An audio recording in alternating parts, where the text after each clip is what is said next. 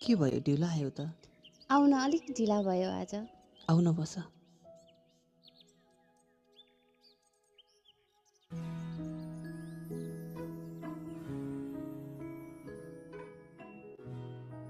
के भयो किन नबोली बसेको तिमी? तिमीलाई थाहा नै छ नि म परमेश्वरको काम गर्न चाहन्छु भनेर, तर मम्मीले बुझ्नै हुन्न। हिजो मम्मीलाई 3 वर्षको लागि मम्मी बाइबल कलेज जान्छु नि भनेको, पर्दैन जानु, विदेश जा भन्नुहुन्छ।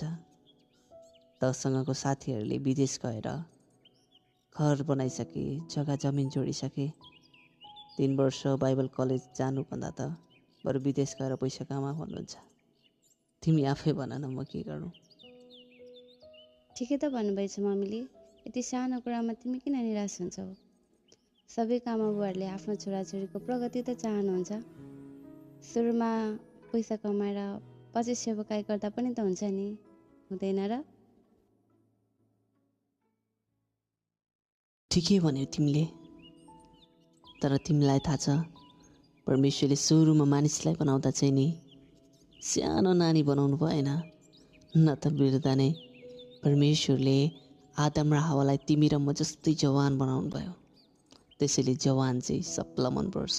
जब म बिर्दा हुन्छु नि तब म परमेश्वरको काम गर्न सक्दिनँ, किनकि मेरो मनले परमेश्वरको काम गर्न चाहे पनि मेरो बलले भ्याउँदैन। अहिले त मेरो बल छ, म परमेश्वरको वचन नसुनेको ठाउँहरूमा, परमेश्वरको वचन नपुगेको ठाउँहरूमा म गएर सुनाउन सक्छु। परमेश्वरको राज्यमा अहिले म जस्तो जवानहरूको आवश्यकता छ। त्यसैले म 3 वर्ष बाइबल कलेज गएर परमेश्वरको सेवाकाई गर्न चाहन्छु। नजाँदा हुँदैन र? सेवाकाई गर्नै पर्छ भन्ने पनि त छैन नि। तिमी बुझ न। होइन, तिमीले जाने निर्णय गरेकै हो। मम्मीले त बुझ्नु भएन, तिमीले त बुझ्ने प्रयास गर।